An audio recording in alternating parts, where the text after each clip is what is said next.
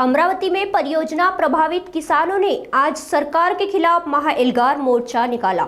2006 से 2023 के beach बांध और अन्य परियोजना के लिए जमीन देने वाले किसानों को प्रति हेक्टेयर 5 लाख रुपए वित्तीय सहायता अनुदान देने की घोषणा की गई थी। विदर्भ के परियोजना प्रभावित किसानों को कुल 862 करोड़ रुपए मिलने थे और इसकी घोषणा मुख्यमंत्री देवेंद्र फडणवीस ने अमरावती में की थी, लेकिन अब तक किसानों को यह अनुदान नहीं मिला है। इसी मांग को लेकर हजारों किसान अमरावती के विभागीय आयुक्त कार्यालय पर मोर्चा लेकर पहुंचे।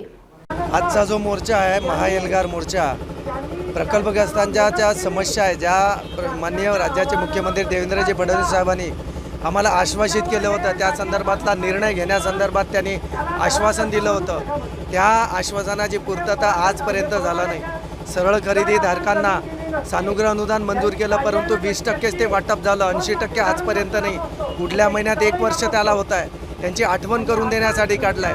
प्रकल्पग्रस्तांचं आरक्षण 15% करतो बोलले, पण ते अजून त्याच्यावर निर्णय झाला नाही आहे। मृद जलसंधारण विभागाचा GR 8 दिवसात काढतो बोलले, ते अजून झालं नाही आहे। आणि शेतकऱ्यांच्या प्रकल्पग्रस्तांच्या जमिनी गेल्या, त्या शेतकऱ्यांच्या मुलांना शासकीय सामावून घेण्यासाठी आपण जर तरतूद करत नसाल, त्या संदर्भात निर्णय घेत नसाल, तर याच्या पुढे भूसंपादन प्रक्रियेमध्ये शेतकरी कसा तुम्हाला सपोर्ट करणार आहे। आणि म्हणून आमच्या संदर्भात आपण जे आम्हाला आश्वासन दिलेलं आहे, राज्याच्या मुख्यमंत्री महोदयांना मी विनंती करतो आपल्या माध्यमातून की आपण दिलेल्या आश्वासनांची पूर्तता तातडीने करा।